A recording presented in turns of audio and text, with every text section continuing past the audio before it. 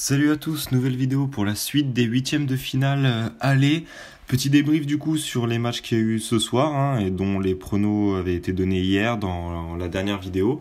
Eh bien 1 sur 2, le match entre Rome et Porto qui passe, victoire ou match nul, victoire de Rome ou match nul et moins de 3,5 buts, donc 2-1 pour l'AS Rome.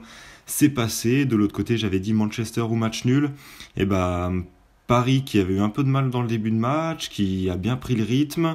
Ils ont été aidés ensuite par la blessure de Martial, la blessure de Lingard, qui ont été remplacés à la mi-temps. Kimpembe qui aurait dû prendre un rouge au début de la deuxième mi-temps est finalement celui qui ouvre le score. Donc beaucoup de réussite pour les Parisiens qui finalement l'emportent 2-0. Très belle prestation là qui se mettent vraiment une petite marge de sécurité avant le match retour. Donc très très bien pour les clubs français. Moins bien pour nos pronos puisqu'on a perdu. Mais bon voilà, ça fait plaisir de voir Paris enfin vraiment à l'aise à l'extérieur en Champions League. Surtout en deuxième mi-temps où ils ont vraiment dominé cette deuxième mi-temps. Ils ont été très très solides, donc à voir après au match retour. Et donc là, on va parier sur les deux matchs qui ont lieu ce mercredi soir. Tout d'abord, l'Ajax qui accueille le Real Madrid. Ajax, une très très bonne surprise de cette Champions League. Ils ont été excellents dans leur phase de poule. Ils ont fini invaincus, juste derrière le Bayern Munich avec 3 victoires et 3 matchs nuls.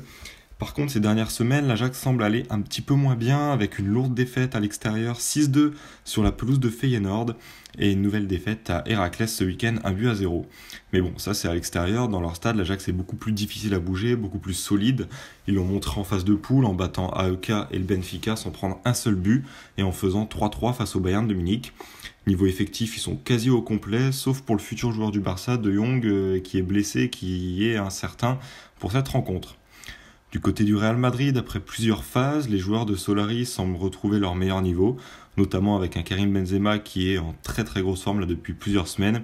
Et ça, c'est plutôt inquiétant pour l'Ajax. En plus de ça, ils sont en pleine confiance, le Real, parce qu'ils sont invaincus depuis 7 matchs maintenant, avec 6 victoires et un match nul. Sachant que leurs 2 derniers matchs, c'était 2 gros chocs, déplacement au Barça où ils ont fait 1 but partout, et un déplacement à l'Atlético Madrid où ils ont gagné 3-1, très très beau match de la part du Real en championnat. Donc c'est un match qui est assez difficile à pronostiquer car on ne sait pas si on aura l'Ajax conquérant qu'on a connu il y a quelques mois, qui tenait tête au Bayern, qui réalisait de très belles prestations à domicile, à l'aller et au retour d'ailleurs, ou bien un Ajax un peu fébrile là, de ces 2-3 dernières semaines qui prend 6-2 à Feyenoord, qui s'incline à 0 à Héraclès. Mais bon, vu qu'ils sont à domicile, vu l'affiche, je pense que les joueurs ils devraient se transcender avec l'aide de leurs supporters, offrir une belle prestation et embêter un peu les Madrilènes. Il y a Benzema et Isco qui seraient incertains, rien n'est encore sûr à voir demain. En tout cas, s'il y a Benzema qui joue, je vais plutôt partir, c'est un peu difficile à pronostiquer, mais je vais plutôt partir sur l'expérience du Real Madrid en Europe. L'effectif de l'Ajax est très très jeune. Et voilà, ce manque d'expérience, je pense que ça peut leur jouer des tours. Donc petit avantage au Real pour ma part et je vais partir sur un pari Real ou match nul et plus d'1,5 but dans le match. Je vois bien le Real l'emporter 2-1 ou 3-2. Je pense pas qu'il y aura un gros écart. Je pense pas que le Real va mettre une fessée à l'Ajax qui a des bonnes qualités offensives, des bons jeunes. Match un petit peu serré mais quand même à l'avantage du Real. Voilà, c'est mon avis. Et ensuite, le deuxième match, Tottenham qui accueille Dortmund. Tottenham qui avait fini deuxième de son groupe et qui avait eu très très chaud. Ils avaient fini derrière le Barça, mais à égalité de points avec l'Inter. Tout s'était joué lors de la dernière journée. Après cela, Tottenham a connu 2 absences importantes, notamment la blessure de Kane, le buteur de cette équipe. Maintenant, ça fait pas mal de temps qu'il est absent de l'effectif. Et également Dele Alli, le meneur de jeu, blessé. Donc là, avec ces 2 joueurs importants en moins, on aurait pu penser que ça allait se faire ressortir en championnat. Mais ça a été pour Tottenham qui a continué d'être performant, qui reste 3e du championnat, qui accroche encore les 2 premiers, notamment grâce au Coréen Son, qui depuis qu'il est rentré de la Coupe d'Asie, il porte son équipe là, depuis plusieurs semaines, à hauteur de 8 buts sur les 8 derniers matchs des Spurs, donc vraiment très très performant. Et de l'autre côté, on a Dortmund qui est décimé par les blessés, on a leurs 2 buteurs, Alcacer et Reus, tous les 2 blessés, qui sont 2 joueurs d'expérience dont Dortmund aurait eu besoin justement pour ce déplacement à Tottenham, mais également des cadres un petit peu au milieu de terrain et en défense avec Weigl, blessé, incertain, Piszczek pareil en défense, Piszczek avec beaucoup d'expérience qui aurait été très important pour cette rencontre, La défense de Dortmund sera donc un peu plus jeune, un peu plus inexpérimentée, pardon. Et de plus, Dortmund, ces derniers matchs, manque de sérénité, hein, avec tout d'abord leur match de coupe contre Brême, il y a un peu plus d'une semaine, là, qui s'était fini à 3 buts partout et perdu au tir au but. Mais surtout ce week-end, alors que Dortmund menait 3-0 contre Offenheim, ils se sont fait recoller au score dans les 15 dernières minutes en prenant 3 buts en même pas 15 minutes là. Donc pas très rassurant avant ce huitième de finale aller. Donc au vu de ces éléments, je pense que Tottenham va éviter la défaite. Je pense pas qu'ils perdront à domicile face à une équipe de Dortmund pas très sereine et là qui sera hors de ses bases. Surtout que dernier élément, Dortmund justement, à l'extérieur en Europe, ils évoluent pas très bien.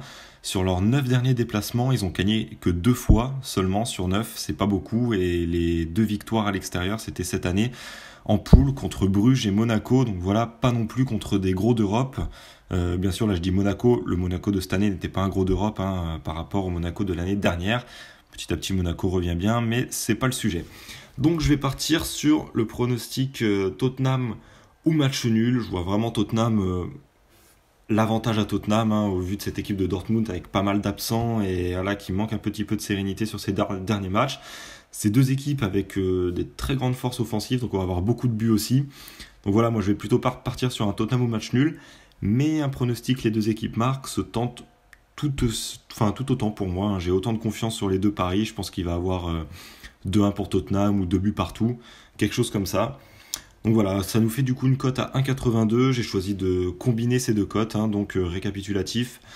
Nul ou Real Madrid et plus d'1,5 but dans le match, côté à 1,39. Et la double chance Tottenham ou match nul à 1,31, ce qui nous fait un combiné à 1,82. Donc voilà, ça sera tout du coup pour ces matchs en Champions League. Je verrai si je fais une vidéo pour l'Europa League, je suis pas trop sûr, parce que l'Europa League, il y a souvent énormément de surprises, c'est difficile à pronostiquer. Donc je pense que je vais plutôt regarder les matchs comme ça sans pronostiquer, mais à voir. En tout cas, je vous tiendrai au courant si jamais il y a des pronos, que ce soit sur Snap ou en vidéo YouTube. D'ailleurs sur Snap, n'hésitez pas à me suivre, Maxime Prono, si jamais je publie des snaps en plus que je fais pas en vidéo. Et si vous souhaitez également rejoindre mon VIP pour avoir accès à d'autres types de pronostics, il y a le lien internet dans la description si vous souhaitez aller faire un tour sur mon site. Je vous souhaite un bon mercredi à tous et à bientôt. Ciao.